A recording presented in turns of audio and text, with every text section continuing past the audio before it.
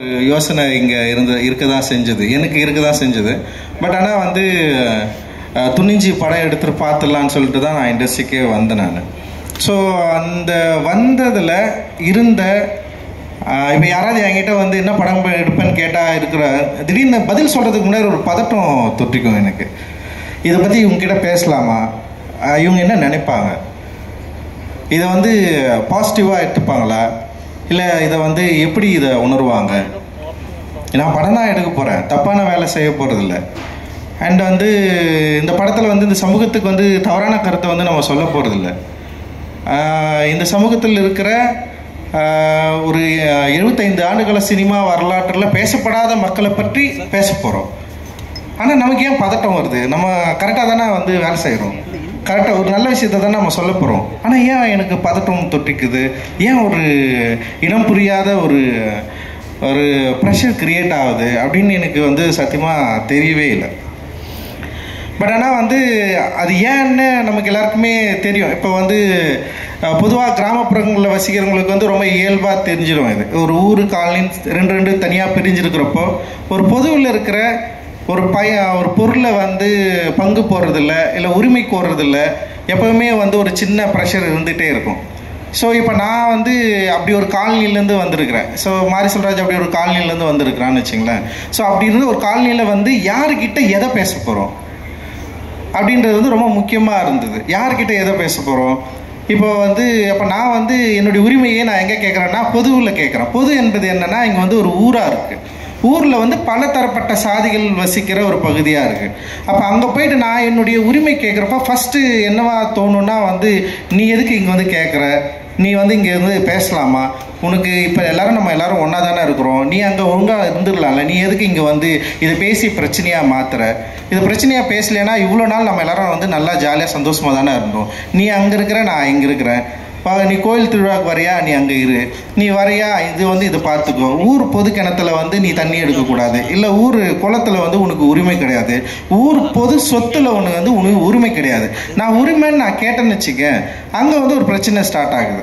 இது எப்படி நீ வந்து கேட்கலாம்? இத்தனை நாள் உனக்கு வந்து இது வந்து நான் கொடுக்கவே இல்லையே, நீ எப்படி இவ்வளோ நாளில் கலாச்சாரத்தை ஒரு பண்பாடை நீ எப்படி வந்து மீற முடியும் அப்படின்னு சொல்லிட்டு பல பிரச்சனைகள் உருவாகிறத நம்ம வந்து பார்த்துருக்குறோம்.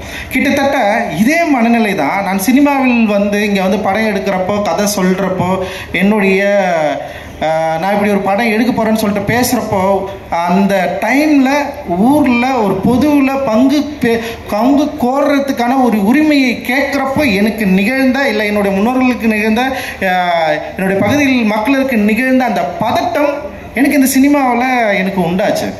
ஸோ அந்த பதட்டம் என்று எனக்கு தணிஞ்சுது. அட்டகத்தி படம் ஜெயிச்சான உடனே எனக்கு வந்து அந்த பதட்டம் தணிஞ்சிச்சா?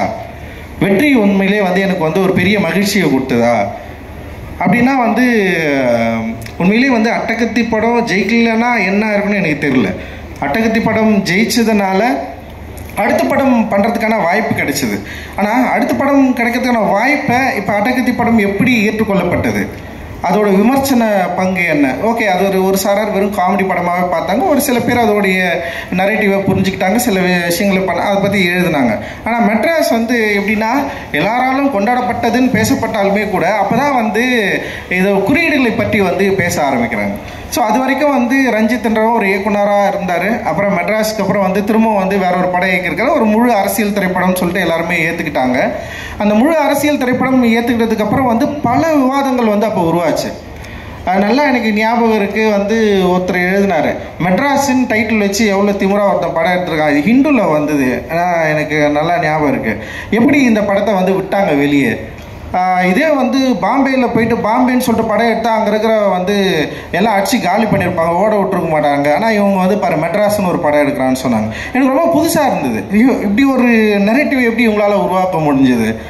அப்போ தான் வந்து என்னென்னா ஓகே இதில் இந்த குறியீடில் இதை பயன்படுத்தியிருக்காங்கன்னு சொல்லிட்டு எனக்கு வந்து எதிர்மறை விமர்சனங்கள் நிறைய வர ஆரம்பிச்சிது. அண்ட் வந்து கபாலி வந்த உடனே வந்து அது பிளாஸ்ட் ஆயிடுச்சு, வெடிச்சு செதறிச்சு. அப்படி அதில் வந்து ஒரு படம், ஒரு இயக்குனர், ஒரு நடிகரை வச்சு, சூப்பர் ஸ்டார் வச்சு படம் எடுத்திருக்காரு.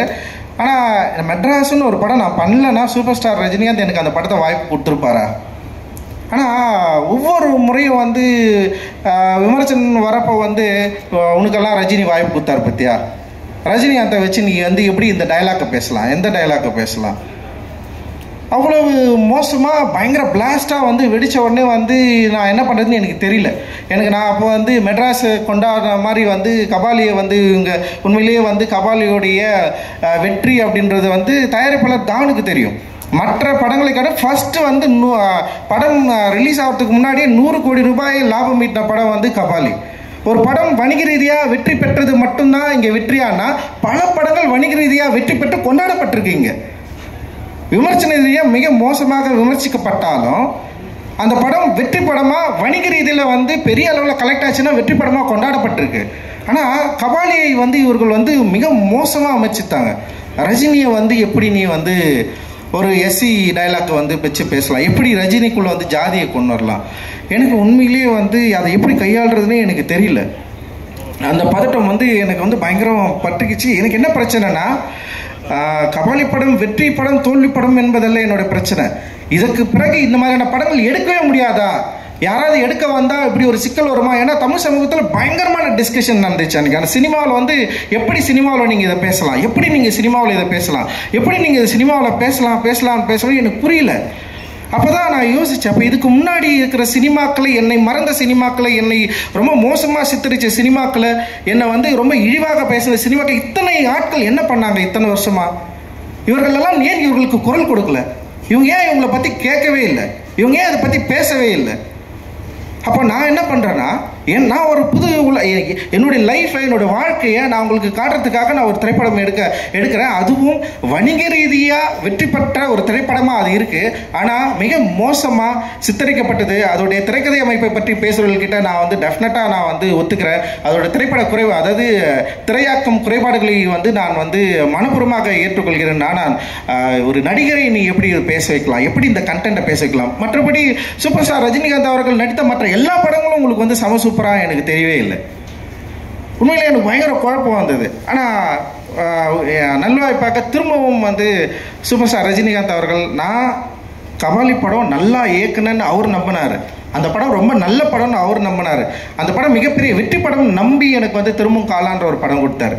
இந்த நேரத்தில் நீங்கள் நல்லா யோசிக்கலாம், இப்படி ஒரு நடிகர் திரும்பவும் ஒரு இயக்குனரை கூப்பிட்டு ஒரு படம் பண்ணுன்னு சொல்கிறப்போ, அந்த இயக்குனர் வந்து இந்த சமூகம் வந்து பிளாஸ்ட் ஆகி பயங்கரம் விமர்சித்து பிறகும் நான் ஏன் காலான்னு ஒரு படம் எடுக்கணும்?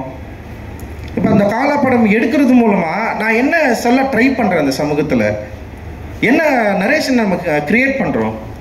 ஒரு நில உரிமையை பற்றி அவரை வச்சு நான் பேசுகிறேன். ஒரு பெரிய ஸ்டார் எனக்கு கிடைக்கிறாரு.